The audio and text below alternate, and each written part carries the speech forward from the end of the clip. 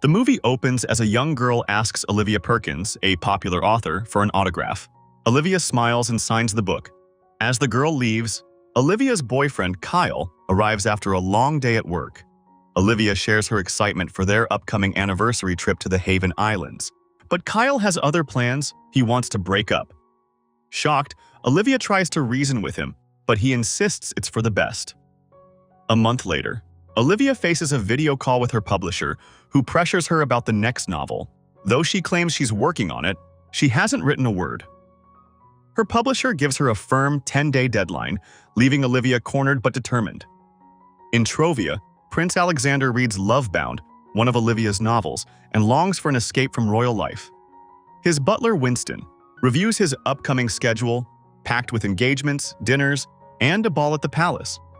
Then, Winston hands him an invitation from Dr. Lee for a marine conservatory fundraiser at the Haven Islands. Seeing this as a chance to avoid Lady Catherine, whom Queen Patricia has invited to the ball as his potential match, Alexander claims he must attend the fundraiser. Reluctantly, the Queen agrees, though she warns him against personal fantasies. In a New York bookstore, Olivia browses the shelves and notices her own book, Lovebound. Just then, Alexander, also in the store, bumps into her, sending books tumbling. They both apologize, and Alexander mentions how much he loves Lovebound. Though he feels like he's seen Olivia somewhere before, he doesn't recognize her. As she leaves, he notices her photo on the book cover and realizes she's the author, but by then, she's already disappeared into the crowd. Back in her apartment, Olivia is still reeling from her breakup and lack of inspiration when her friend Katie arrives with takeout. Katie suggests that a vacation to the Haven Islands could help Olivia overcome her writer's block. Olivia agrees, and they arrive at a resort on the tropical island. While Katie heads to the pool, Olivia tries to work, but frustrated, she decides to walk on the beach. To her surprise, she sees Kyle with a new girlfriend, Tiffany, at the same resort. She hides in the bushes, only to be greeted by Alexander, the stranger from the bookstore, who asks if she's all right. Kyle and Tiffany join the scene, and Kyle reveals he met Tiffany months ago. Olivia, feeling hurt, wonders why Kyle was never willing to vacation with her. At the pool, she vents to Katie about Kyle's betrayal, but Katie is more interested in Olivia's budding connection with Alexander. Meanwhile, Alexander decides to help the Marine Laboratory by hosting the fundraiser after learning that Dr. Lee can't make it. Although he's unsure about writing a speech, he feels it's the right thing to do. The next day, Olivia and Katie run into Alexander and Winston. When Olivia asks if they're on vacation, Alexander says they're consultants for the Marine fundraiser and offers to show them around the resort. Katie eagerly accepts, convincing Olivia to join. Ridley, the head of Queen Patricia's security, watches Alexander from a distance, reporting to the Queen. The following morning, Alexander takes the group on a kayaking adventure. Olivia, struggling with the paddle, falls into the water, but they both laugh as she playfully pushes him in too. Later, Tiffany invites Olivia and Alexander to a volleyball game. Kyle tells Tiffany that Olivia isn't fond of sports, which prompts Olivia to join and prove him wrong. Teaming up with Alexander, Olivia impresses everyone with her skills, and they win the game. Kyle, annoyed at seeing Olivia enjoying herself with another man, leaves in frustration while Tiffany looks on confused.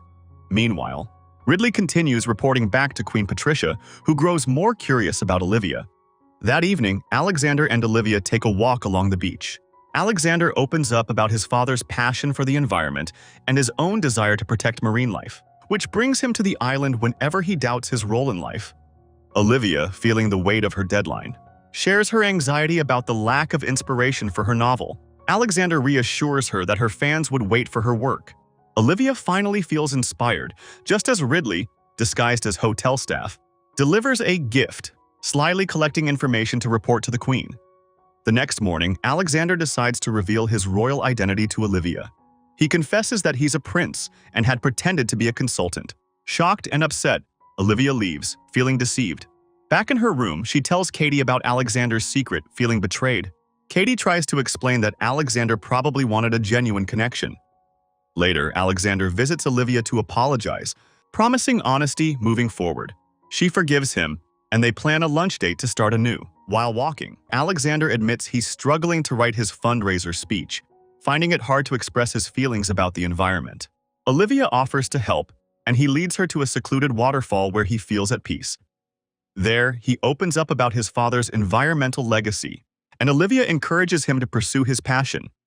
Feeling more connected, Alexander feels inspired to continue supporting the Marine Reserve. On their way back, Alexander and Olivia run into Kyle, who's arguing with Tiffany. Taking advantage of Alexander's brief distraction, Kyle approaches Olivia, hinting at reconciliation, but she firmly turns him down. That evening, Alexander, dressed in his royal attire, prepares nervously for the fundraiser, where he must announce his new foundation. When Olivia arrives, looking stunning, they share a meaningful moment before Alexander goes on stage. As they're about to share a kiss, Queen Patricia arrives, interrupting the moment. She introduces herself to Olivia and invites her to join her for dinner. Olivia notices a subtle connection between the Queen and Ridley, which she mentions to Alexander, drawing a small smile. Over dinner, the Queen makes several veiled remarks about Olivia's career, questioning her suitability for royal life. Yet tension rises as the Queen's comments continue. When Alexander is called away, Queen Patricia confronts Olivia alone, suggesting she should end things with her son, as a commoner has no place in the royal family. Hurt, Olivia leaves quietly. Outside, Kyle approaches her and offers sympathy, saying she deserves better. Olivia rejects him and returns to her room, where she shares the Queen's words with Katie. They decide it's best to leave the island. Before leaving, Katie texts Winston explaining the situation. When Alexander arrives at Olivia's room and finds it empty, Winston shows him Katie's message. Furious, Alexander confronts his mother at breakfast, accusing her of meddling in his happiness. He points out her own hidden affection for Ridley, emphasizing that they both deserve to follow their hearts. Back in New York, Olivia completes her novel, this time giving it a bittersweet ending where the characters don't end up together. During a video meeting, her publisher expresses concerns about the ending, saying fans expect a happier story. Just then, there's a knock at the door. Alexander is there with Katie and Winston, declaring his love. To Olivia's surprise, Queen Patricia has also come, accompanied by Ridley. She acknowledges Olivia's impact on her understanding of happiness and gives her blessing to Olivia and Alexander.